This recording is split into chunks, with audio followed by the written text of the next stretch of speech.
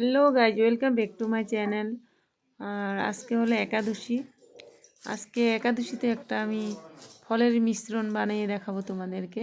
তোমরা এইভাবে বানিয়ে খেতে পারবে। কারণ কি, সবাই ফল খেতে ভালোবাসে না, আমিও ভালোবাসি না ফল খাওয়াটা, খুব টান পাই। তার জন্য আমি দুধ দিয়ে, সাবু দিয়ে আর ফল দিয়ে একটা মিশ্রণ বানিয়ে তোমাদেরকে দেখাবো এইভাবে।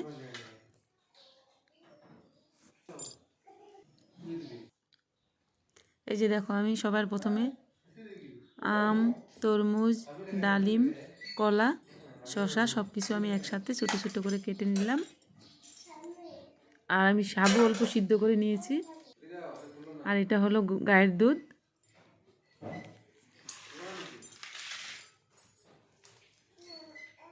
আমি গায়ের দুধটা গরম করে নিয়েছি।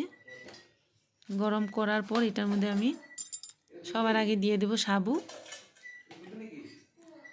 সিদ্ধ করা সাবুগুলো আমি জলটা ছেঁকে নিয়েছি।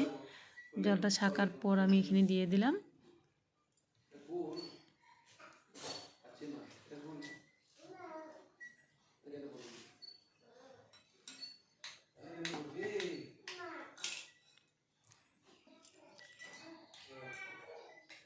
সাবুটা আগে দুধের সাথে মিক্স করে নিতে হবে।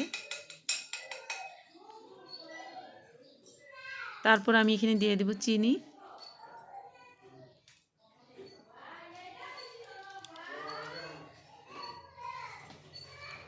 আমি ঠাকুর ঘরে বসে জিনিসটা বানিয়ে ফেললাম।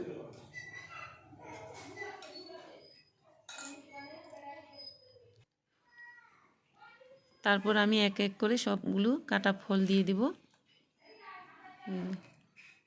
তরমুজ, কলা, আম, ডালিম আর শসা সব কিছু আমি একসাথে এখানে দিয়ে দেব।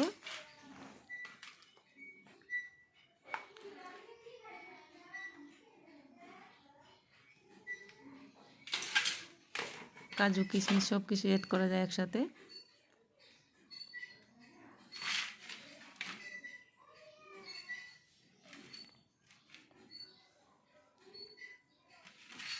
একাদশীর জন্য এই খাওয়াটা শরীরের জন্য উপকারীও আছে।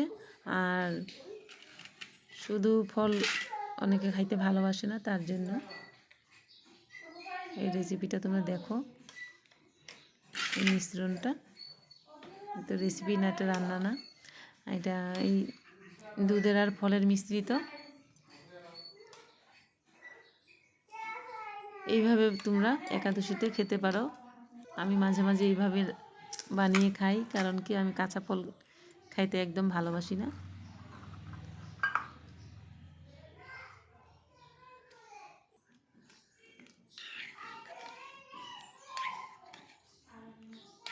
খাইতে অনেকই স্বাদ লাগে।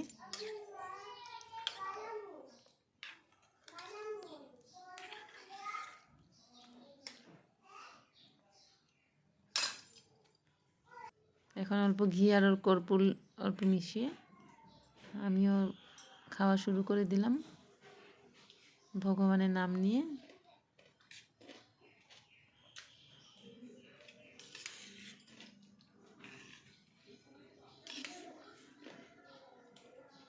একাদশীতে এইভাবে দুপুরে খাওয়ার পর সারাদিন থাকা যায়।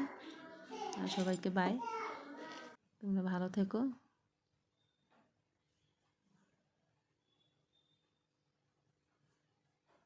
শুভ দুপুর সবাইকে।